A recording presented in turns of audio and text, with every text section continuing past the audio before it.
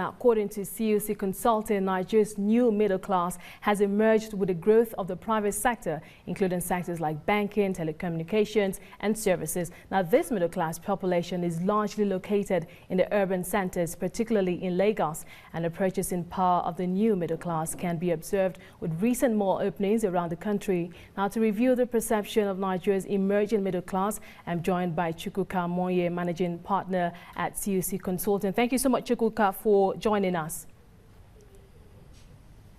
Thank you. Now, Nigeria's middle class is growing, and it's growing very fast. So no doubt this is an opportunity for small and medium enterprises across the country, particularly in the city centers or major capitals like Lagos and Abuja. Now, you, according to your report, you say that there is a missing middle that could, we could see a situation where this missing middle will prove a problem for the middle class. Now, could you just throw more flesh on that?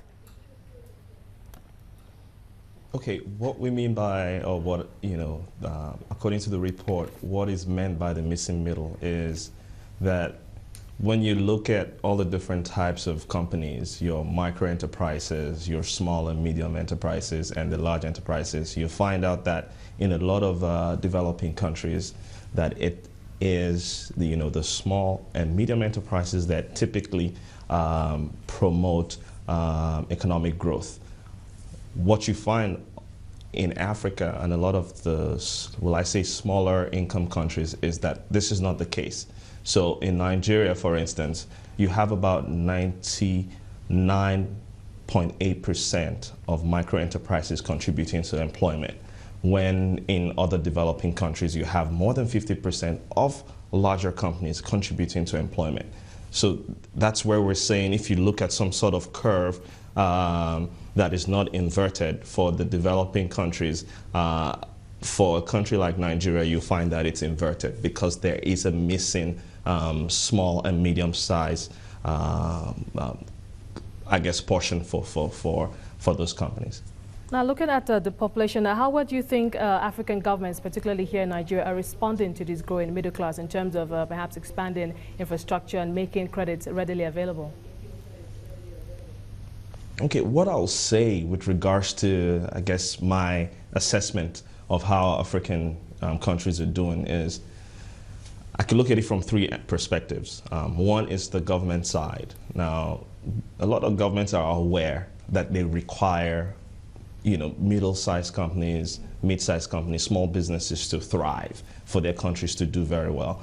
So for Nigeria, for instance, they're focusing on infrastructure because they know that the lack of infrastructure is affecting things like the profitability of this company. So they're focusing on different things that would enable these small businesses thrive. I can also look at it from the perspective of financiers, or maybe I'll use banks specifically. Banks are beginning to realize that the small and medium-sized businesses are the way to go. Now, in the past, they did not have capacity to fund them. They did not understand them.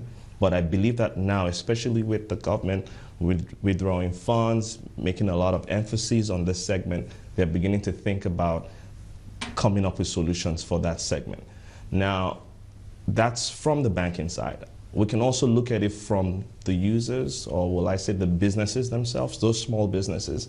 A lot of them will tell you that there's no opportunity for them. There's no funding for them. What I say to them is, when resources are limited, you have to come up to the top and come up with the best ideas. You really have to be innovative. There are different schemes out there now by public sector agencies, by private sector firms, business plan competitions, innovation challenges. I know that small businesses are wary of giving their ideas, but where you don't have so many options, sometimes that's the only thing you have to do.